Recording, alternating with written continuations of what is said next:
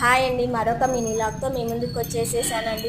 నా కొడుకు స్కూల్ నుంచి వచ్చి మా క్లాస్ ఫ్రెండ్స్ అందరు వాళ్ళ ఫ్యామిలీస్తో బయటకు వెళ్ళి డిన్నర్ చేసి కేక్ కట్ చేసుకొని ఎంజాయ్ చేసి వస్తున్నారండి. మమ్మీ మనం కూడా వెళ్దామంటే నా కొడుకు నేను వద్దు నాన్న అన్నానండి. నా దగ్గర పప్పులు కుదరలేదని వాళ్ళ అయ్యని అడిగితే సరే నేను అమ్మను ఒప్పిస్తా రానని నా దగ్గరకు వచ్చి అడిగాడండి. నేను అన్న బయట అంత బాగుండట్లేదు బాబా, హెల్త్లు కూడా ఖరాబ్ అవుతున్నాయి, మీకు ఏం కావాలో అవి నన్ను అడగని నేను చేసిస్తానంటే నా కొడుకు కోపంగా నాకు మండి తినాలనిపిస్తుంది, నాకు చేసిస్తావంటే చేసిస్తానా, నువ్వు నాన్న వెళ్ళి చికెన్ తెచ్చుకోపోండి అన్నానండి. చికెన్ తీసుకొచ్చుకున్నాక క్లీన్ చేసి ఘాట్లు పెట్టుకొని ఒక ప్లేట్లో ఉప్పు, కారం, పసుపు, గరం మసాలా, చికెన్ మసాలా, నిమ్మకాయ వేసుకొని అంతా కలిసేటట్టు కలుపుకొని ఈ చికెన్ బాగా మ్యారినేట్ చేసి 1/2 అవర్ పక్కకు పెట్టుకున్నాను.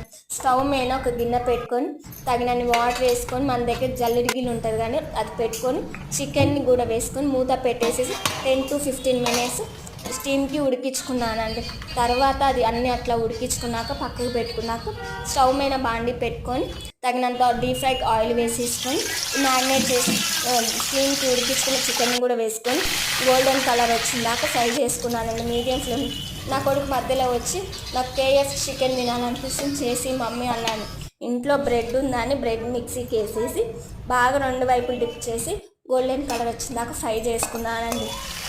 KFC చికెన్ లాగా లేకపోయినా బాగుంది మమ్మీ అన్నాడండి. నాకు నవ్వు వచ్చింది నా కొడుకు ఆ మాట అనగానే. తర్వాత మనం ఇంకా ఒక స్టవ్ మీద గిన్నె పెట్టుకొని తగినంత ఆయిల్ వేసుకొని ఆయిల్ హీట్ అయినాక ఓల్డ్ గరం మసాలా కూడా వేసేసుకొని ఉల్లిపాయ ముక్కలు, పచ్చిమిర్చి ముక్కలు, టమాటా ముక్కలు కూడా వేసుకొని కొంచెం అవి వేగినాక అల్లం వెల్లుల్లి పేస్ట్ కూడా వేసుకొని పచ్చివాసన పోయిందాక ఫ్రై చేసుకున్నాను.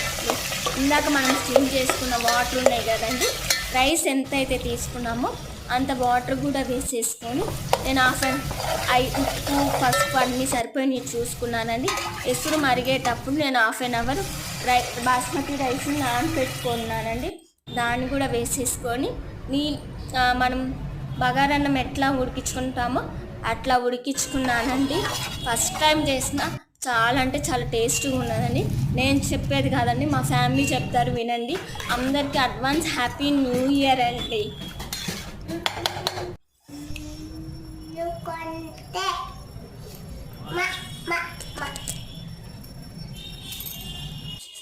ఎట్లుంది వెంకు? సూపర్.